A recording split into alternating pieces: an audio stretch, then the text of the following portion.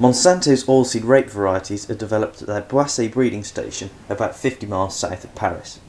The station specialises in hybrid breeding technology to insert desirable traits into their varieties as quickly as possible. The Boissay Centre was established in 1981 to breed winter wheat and oilseed rape and was bought by Monsanto in 1998. All Monsanto oilseed rape varieties come under the DeKalb brand. The hybrid breeding process DeKalb uses to develop new varieties cuts the waiting time from the 10 to 12 years seen in a traditional breeding programme to just 5 or 6. But the process is complicated and resource intensive. It starts with 2 parallel programmes to develop male and female parents that will be crossed together to produce varieties combining the strengths of both. These parents need to be as genetically different as possible to make sure the crop develops rapidly.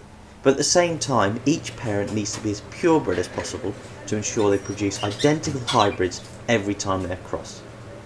For both the male and female breeding programs, the process starts by identifying and crossing parent stock to deliver desirable characteristics such as disease resistance, establishment vigour, winter hardiness, standing power, ease of management and pod shatter resistance. All the plants from each cross are then put into a specialist programme known as the double haploid. This develops completely pure breeding plants from individual pollen grains. These pollen grains develop into embryos in a petri dish and are then transferred to a growth medium to continue their development. This creates a vast number of pure breeding lines which are screened through genetic marker technology and in-field plots.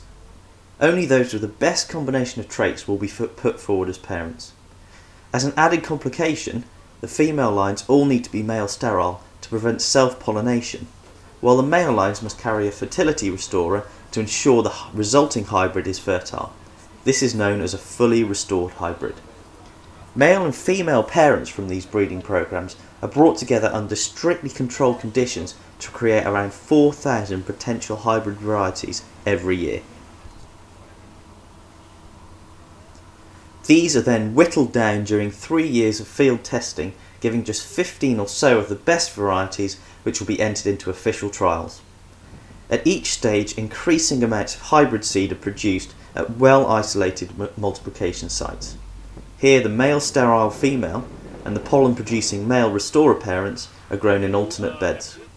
After flowering, the pollen-producing male plants are removed so that only fully restored hybrid seed from the females is harvested.